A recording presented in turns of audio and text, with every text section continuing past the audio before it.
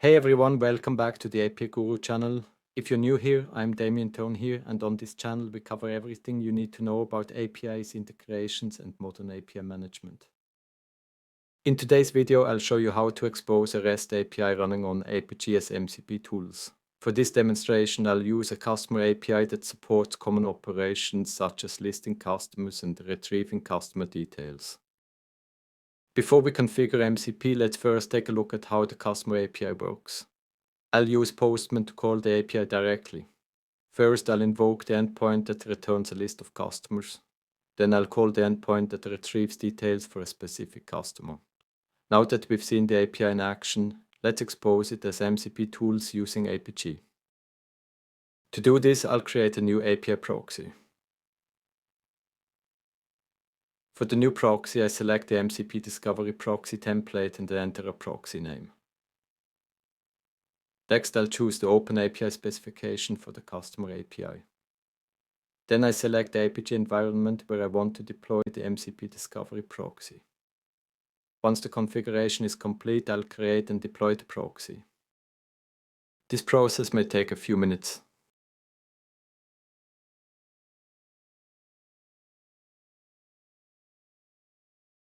With the deployment finished, let's switch back to Postman and call the MCP endpoint. After connecting to the MCP endpoint, Apigee returns a list of available MCP tools.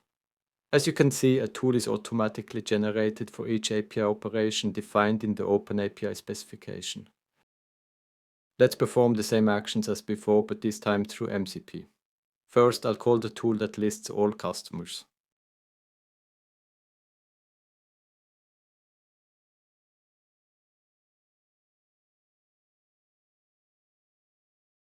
Then I'll call the tool that retrieves details for a specific customer.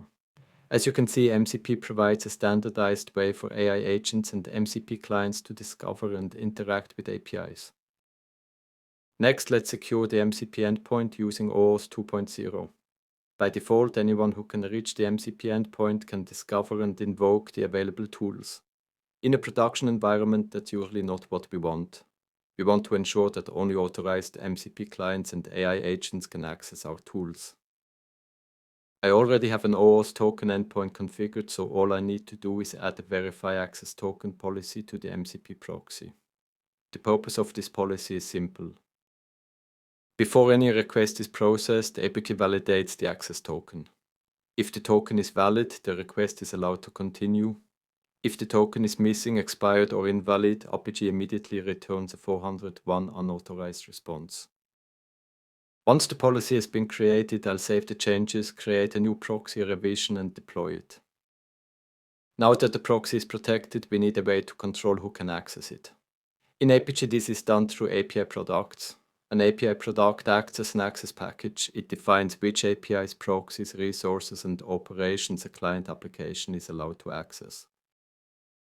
This gives us a centralized way to manage access and apply different levels of permissions to different consumers. I'll create a new API product, provide a name, select the environment, and choose the access type.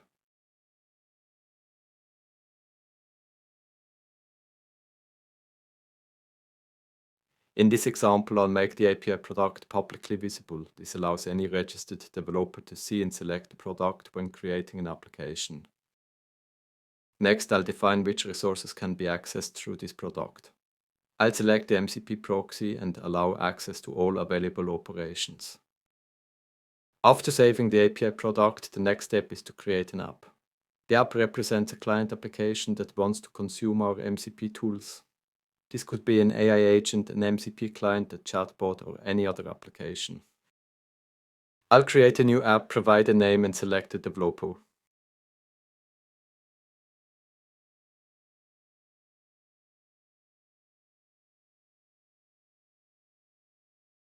Next, I will add credentials, associate the MCP product, approve the credentials, and create the app. Once the app has been created, Apigee generates the client ID and client secret, which we'll use in the next step to request an access token and securely access the MCP endpoint.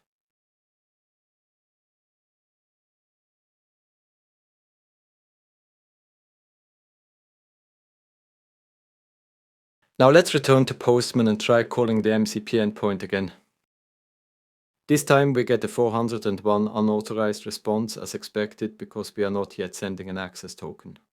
So the next step is to configure authentication. Before we can attach a token to the request, we first need to generate one from our OAuth token endpoint. I'll complete the configure new token form and provide the required details: a token name, the grant type, the token URL, and the client credentials. These client ID and client secret values come directly from the application we created earlier in Apigee. Once everything is filled in, I'll request the token. Postman will call the auth server, authenticate the client, and return a valid access token. With the token generated, I can now apply it to the request. Postman automatically adds it to the authorization header, and we are now ready to retry the MCP call with proper authentication. After connecting to the MCP endpoint, Apigee returns the list of available MCP tools again. Next, let's look at how we can restrict access to specific MCP tools using Apigee's new ParsePayload policy. In many real-world scenarios, we don't want every AI agent to have access to every available tool. For example, an agent might be allowed to retrieve customer information, but it should never be able to create or delete customers. In our case, we'll allow access to the list customers and get customer tools, but we'll block access to all other tools such as create customer and delete customer. This gives us much finer-grained control over what an AI application is permitted to do, following the principle of least privilege. To achieve this, we'll use the new ParsePayload policy. Let's add the policy to our MCP proxy.